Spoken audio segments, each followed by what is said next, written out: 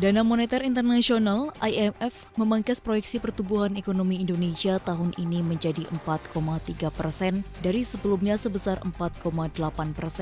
Ramalan ini berbanding terbalik dengan ekonomi global yang diperkirakan tumbuh 6% atau naik dari proyeksi Januari 2021 sebesar 5,5%. Indonesia juga diramal akan tumbuh lebih rendah dibandingkan dengan kawasan ASEAN 5. Filipina menjadi negara yang paling tinggi pertumbuhan ekonominya hingga 6,9%, diikuti oleh Vietnam dan Malaysia. Meski begitu, IMF meramal ekonomi Indonesia akan tumbuh 5,8% pada tahun depan.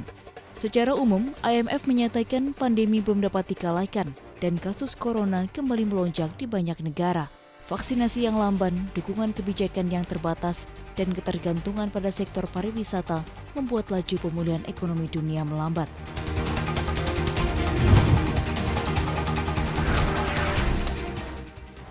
Cadangan devisa Republik Indonesia mengalami penurunan yang cukup signifikan pada Maret 2021.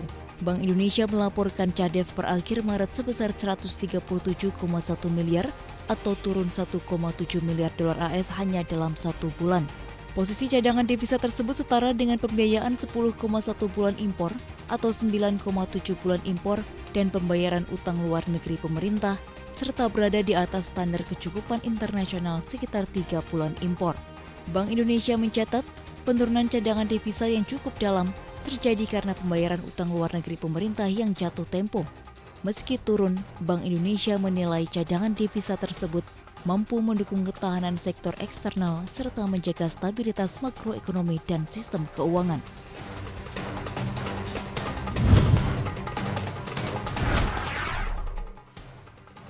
Aneka Tambang alias Antam melakukan perombakan dewan direksinya. Perusahaan plat merah ini merombak 2 direksinya sekaligus. Pergantian ini diputuskan dalam rapat umum pemegang saham Antam.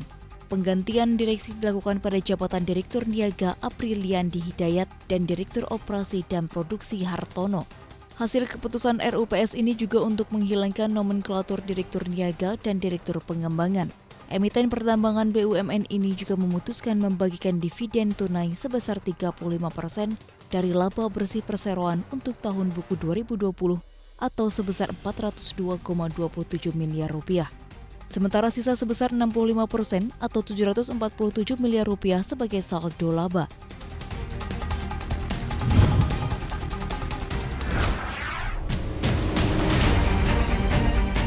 Pemerintah siap menetapkan skema penyaluran subsidi LPG 3 kg langsung kepada orang atau secara tertutup. Kepala Badan Kebijakan Fiskal Kementerian Keuangan, Febrio Kacaribu mengatakan di tahun depan, pemerintah akan melakukan transformasi ke subsidi berbasis orang program Perlinsos, bukan tanpa sebab karena saat ini subsidi disalurkan dengan sistem terbuka, sehingga pengawasan mengenai siapa yang bisa menikmati subsidi tersebut cenderung kendor. Febrio mengatakan, penyaluran subsidi secara terbuka dapat dinikmati oleh seluruh kelompok masyarakat. Padahal pemberian subsidi ini ditujukan kepada kelompok 40% terbawah atau orang miskin. Dengan begitu terjadi ketidakadilan dalam penyaluran subsidi melalui skema yang lama.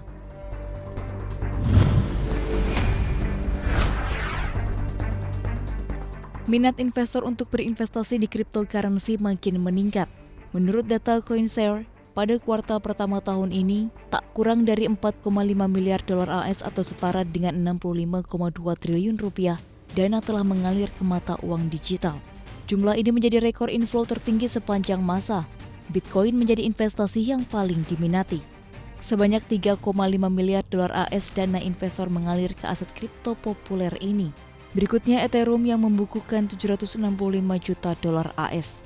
Meski begitu, investasi di uang kripto di kuartal 1 2021 melambat jika dibandingkan kuartal 4 tahun 2020 yang bisa tumbuh 240%. Di sisi lain, aset kripto yang dikelola pada awal tahun ini juga melonjak menjadi 59 miliar dolar AS, padahal tahun lalu hanya 37 miliar dolar AS.